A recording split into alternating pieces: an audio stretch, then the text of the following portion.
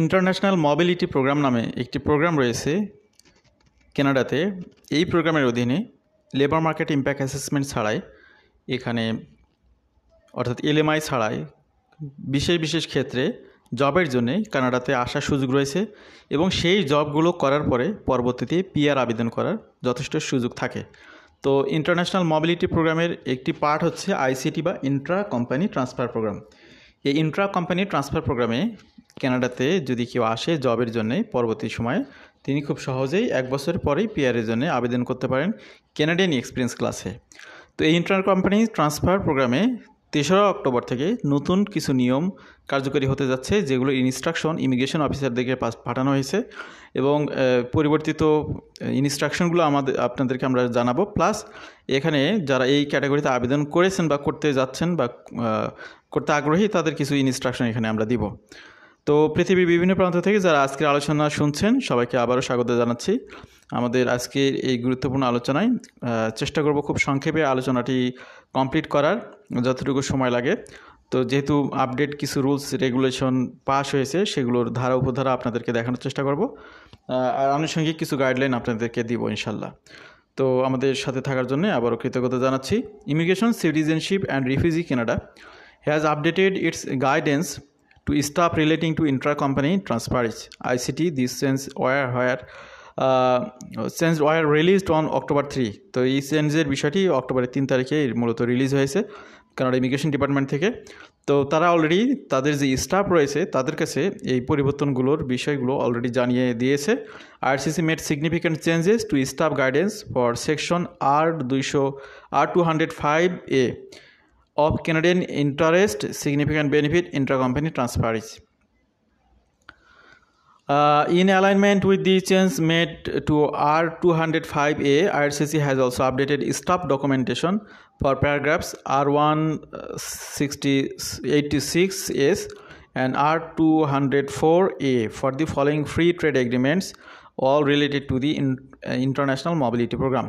তো international mobility প্রোগ্রামের অধীনে যারা বিভিন্ন আবেদন করেছেন বিশেষ করে ইন্ট্রা কোম্পানি ট্রান্সফার ক্যাটাগরিতে তাদের জন্য ডকুমেন্টেশনের ধরন এখানে পরিবর্তন করে দেওয়া হয়েছে। আর এক্ষেত্রে বিভিন্ন এগ্রিমেন্টের ইন্টারন্যাশনাল অনেক এগ্রিমেন্টের মাধ্যমে অনেকে কানাডাতে আসেন যাদের ক্ষেত্রে এই নিয়মটি পরিবর্তিত নিয়মটি কার্যকরী হবে। সেই এগ্রিমেন্টগুলো এখানে আপনারা দেখতে পাচ্ছেন। Canada United States Mexico agreement, Canada Korea free trade agreement, Canada Peru free trade agreement, Canada Colombia free trade agreement, Canada Chile free trade agreement. তো এই সমস্ত এগ্রিমেন্ট যেগুলো রয়েছে আপনার এখানে আপনারা দেখতে পাচ্ছেন যে এটা ডুয়াল এগ্রিমেন্ট, এইগুলোতে এই পরিবর্তনটি কার্যকরী হবে। Canada European union comprehensive economic and trade agreement, Canada United kingdom trade community agreement, comprehensive and progressive agreement for trans Pacific partnership. তো এই যে অনেকগুলো এগ্রিমেন্ট রয়েছে এগ্রিমেন্টগুলোর অধীনে মূলত ইন্ট্রা কোম্পানি ট্রান্সফারের সুযোগ থাকে। Canadian interest significant benefit intra-company transfer 205A. Major updates to this section include. তো এখানে যে আপডেটগুলো তারা এখানে করেছে সেগুলো আপনাদের একটু দেখাচ্ছি আমরা। এগুলোর ব্যাখ্যাগুলো মূলত পাবেন আপনারা ইমিগ্রেশন লয়ারের কাছে কিংবা আরসিআইসি কনসালটেন্টের কাছে, কিন্তু আপনাদেরকে জাস্ট এখানে যে আপডেটগুলো হয়েছে সেগুলোর ক্লোজগুলো আপনাদের সামনে তুলে ধরতেছি। এরপর আনুষঙ্গিক কিছু কথা অবশ্যই বলবো। Clarification that ICT must be transferred from a foreign enterprise of an existing multinational corporation MNC and providing staff guidance on how to assess whether the enterprise is considered an MNC. তো multinational কোম্পানিগুলোর branch থাকে জানেন বিভিন্ন দেশে। কথার কথা ধরুন Unilever ব্র্যান্ডের তাদের সিস্টার কনসার্ন যেমন ইন্ডিয়াতে রয়েছে, বাংলাদেশে রয়েছে, কানাডাতেও থাকতে পারে। তো এখন ইউনিলিভার ব্র্যান্ডে যারা চাকরি করে বা ইউনিলিভারে যারা চাকরি করে এখানকার একজন স্টাফ তিনি হয়তো একজন বাংলাদেশি পিপল, তিনি হয়তো ইউনিলিভারের চাকরি শুরু করলেন, কোনো কারণে তিনি কানাডা ব্রাঞ্চে ট্রান্সফার হলেন। তো এক্ষেত্রে আগে বিষয়গুলো সহজ ছিল, এখানে কিছু পরিবর্তন আনা হচ্ছে। সেই বিষয়গুলোকেই মূলত কানাডা গভর্নমেন্ট এখানে তুলে ধরার চেষ্টা করেছে, আমরা সেগুলো আপনাদের সামনে তুলে ধরার চেষ্টা করতেছি। Clarification on the definition of specialized knowledge and how to assess whether an applicant has specialized knowledge and whether a position requires specialized knowledge. Clarification on the eligibility criteria for foreign national for ICT. consolidating the instructions for ICT under R205A into a single page. Guidance also reinforced that the ICT should not be used as a means to transfer an enterprise's general workforce to affiliated entities in Canada. The updates also stress the importance of officers including all evidence of ICT applications within the Global Case Management System GCMS.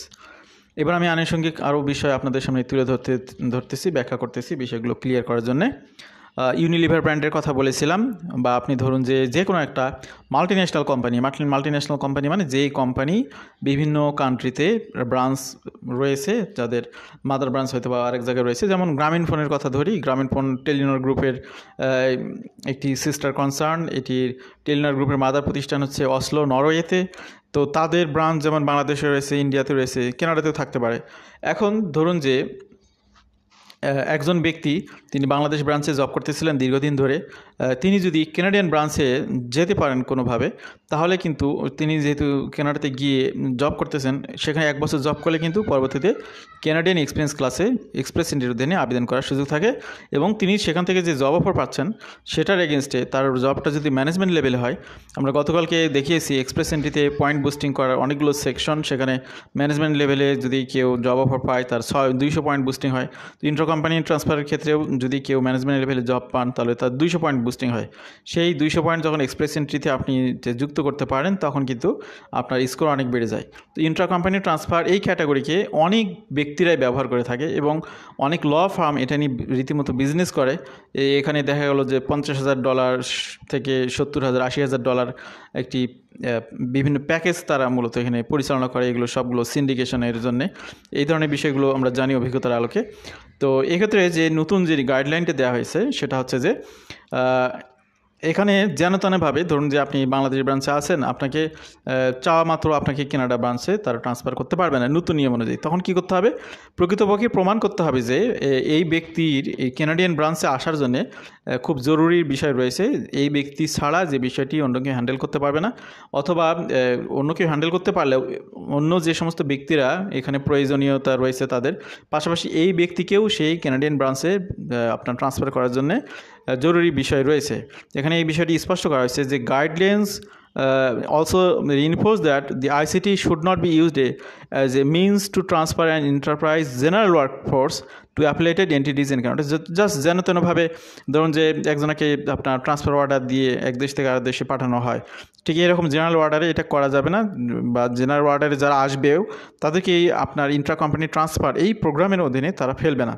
এখানে তাদেরকে eligibility ক্রাইটেরিয়াগুলো maintain করতে হবে, specialise knowledge থাকতে হবে, এরপরে হচ্ছে গিয়ে তাদের যে স্পেশাল কোয়ালিটি রয়েছে সেই বিষয়গুলো প্রুভ করতে হবে। এবং এই বিষয়ের ডকুমেন্টগুলোকে আপনাদের অবশ্যই পাঠাতে হবে ইমিগ্রেশন অ্যাপ্লিকেশনের সময়। যারা অলরেডি অ্যাপ্লিকেশন করেছেন তাদেরকেও এখানে বলা হচ্ছে যে ওয়েব ফর্মের মাধ্যমে আপনাদের যে এভিডেন্সগুলো রয়েছে প্রকৃতপক্ষে যে আপনি যে কানাডিয়ান ব্রাঞ্চে আসতেছেন, আপনার যে একটা আলাদা রিকোয়ারমেন্ট রয়েছে কোম্পানির জন্য, সে বিষয়টিকে প্রুভ করে এই ডকুমেন্টগুলো আপনি ওয়েব ফর্মের মাধ্যমে ইমিগ্রেশনে পাঠাতে পারেন। যাদের কেস পেন্ডিং রয়েছে জিসিএমএস কেস ম্যানেজমেন্ট যারা এখানে পরিচালনা করতেছেন ওয়েব ফর্মের মাধ্যমে তাদের কাছে পাঠালে এই বিষয়গুলো তারা কনসিডার করে আপনাদের ভিসার বিষয়টিকে সহজভাবে দেখবে। অথবা যারা ভবিষ্যতে কানাডাতে আসতে চান, বিশেষ করে এক্সপ্রেস এন্ট্রির অধীনে হোক কিংবা কি ওয়ার্কার হিসেবে ঢুকতে চাক, এটা কিন্তু একটা গেটওয়ে। এই অল্টারনেটিভ গেটওয়েটা কিন্তু অনেকেই ব্যবহার করে, অনেকে হয়তো জানেন না। আমাদের চ্যানেলে যারা আছেন অনেকেই নতুন যুক্ত হয়েছেন, প্রতিদিনই নতুন নতুন ব্যক্তিরা আমাদের সাথে যুক্ত হচ্ছেন। তো তাদের জ্ঞাপনার্থে বলতেছি এই বিষয়টি যে ইন্ট্রা কোম্পানি ট্রান্সফার এটা হচ্ছে ইন্টারন্যাশনাল মোবিলিটি প্রোগ্রাম। অর্থাৎ এই ক্ষেত্রে ওয়ার্ক পারমিট নিয়ে আসার ক্ষেত্রে আপনার কোনো এলএমআইয়ের প্রয়োজন হয় না। কী জন্য প্রয়োজন হয় না? যে একটি কোম্পানি তার হেড অফিস যে কোনো কান্ট্রিতে হতে পারে, তার ব্রাঞ্চ অফিস কানাডাতেও থাকতে পারে, বাংলাদেশেও থাকতে পারে। তো বিভিন্ন দেশে তাদের ব্রাঞ্চ অফিস আছে, এক ব্রাঞ্চ থেকে আরেক ব্রাঞ্চে, অর্থাৎ এক দেশ থেকে আরেক দেশে তারা কিন্তু ট্রান্সফার করতে পারে। এই বিষয়টাই এখানে ক্লিয়ার করা হয়েছে যে কোনো একজন ব্যক্তিকে এখানে দেখা গেল যে এটার যেহেতু একটা মিস ইউজ হয়েছে, এই জন্যই গভর্নমেন্ট বিষয়টিকে নোটিশ করেছে যে এটাকে যেহেতু একটা ওয়ে হিসেবে তারা ব্যবহার করতেছে ফর ইমিগ্রেন্ট ভিসা, সেজন্য তারা বলতেছে যে প্রকৃতপক্ষেই সেই ব্যক্তি যে এখানে কানাডাতে ট্রান্সফার করার প্রয়োজনীয়তা রয়েছে এই বিষয়টি প্রুভ করতে হবে। সেই ডকুমেন্টটা তাকে অ্যাটাচ করতে হবে এবং 1 বছর পার হওয়ার পরে তিনি ইন্টার কোম্পানি ট্রান্সফার ক্যাটাগরিতে এখানে আবেদন করতে পারবেন পিআরের জন্যে। এই আপনার পরবর্তীতে ইন্টার কোম্পানি ট্রান্সফারের মাধ্যমে ওয়ার্কার হিসেবে আসবেন, কিন্তু আপনি যে এখানে জব অফার পাচ্ছেন সেটার কারণে আপনার যে পয়েন্ট বুস্টিং এগুলোর অধীনে আবার আপনার এক্সপ্রেস এন্ট্রিতে প্রোফাইল করে সেগুলো যখন এক্সপ্রেস এন্ট্রিতে আপনি দেখাবেন যে আপনার কানাডা থেকে জব অফার রয়েছে, তারপরে আপনি কানাডাতে জব করতেছেন, এই বিষয়গুলো আপনি যখন অ্যাটাচ করবেন তখন কিন্তু আপনার পয়েন্টস 200-300 বেড়ে যেতে পারে। তখন কিন্তু কনফার্ম হওয়া যায় যে এটার মাধ্যমে আপনি কানাডাতে এখানে পার্মানেন্ট রেসিডেন্ট হিসেবে থাকতে পারবেন। Free trade agreements is related to the International Mobility Program, paragraphs R186 and R204. RCC update instruction related to these free trade agreements by standardizing format in the following ways. Integrating all guidance on assessing ICT into the ICT instructions for each FTA, permitting instructions as individual pages for each temporary work provision, and including an overview page. তো আমি আলোচনা বাড়াবো না আর। এখানে what is international mobility program, এখানে international mobility program সম্পর্কে একটি সংক্ষিপ্ত এখানে আপনার এখানে ধারণা দেওয়া হয়েছে যে ইন্টারন্যাশনাল মোবিলিটি প্রোগ্রাম হচ্ছে এটি ফরেন ওয়ার্কারদেরকে আপনার কানাডাতে আনার একটি সিস্টেম যেখানে এলএমআইয়ের প্রয়োজন হয় না। এলএমআই ছাড়া এখানে ওয়ার্ক পারমিট নিয়ে এখানে আসার সুযোগ থাকে এই প্রোগ্রামের মাধ্যমে। Changes part of IRCC ongoing reforms, কানাডাতে আপনারা জানেন যে কানাডা গভর্নমেন্ট বিভিন্নভাবে ওয়ার্কারদেরকে কমানোর চেষ্টা করতেছে, তার একটি পার্ট হিসেবে তারা নতুন একটি ট্যাগ দিয়ে দিল ইন্টার কোম্পানি ট্রান্সফার প্রোগ্রামে। এটা তারই একটি জাস্ট রিফ্লেকশন। তো আমাদের সাথে যারা এতক্ষণ ছিলেন সবাইকে ধন্যবাদ জানাচ্ছি আমাদের সাথে থাকার জন্য। ভালো থাকবেন সবাই, আল্লাহ হাফেজ, সালামু আলাইকুম।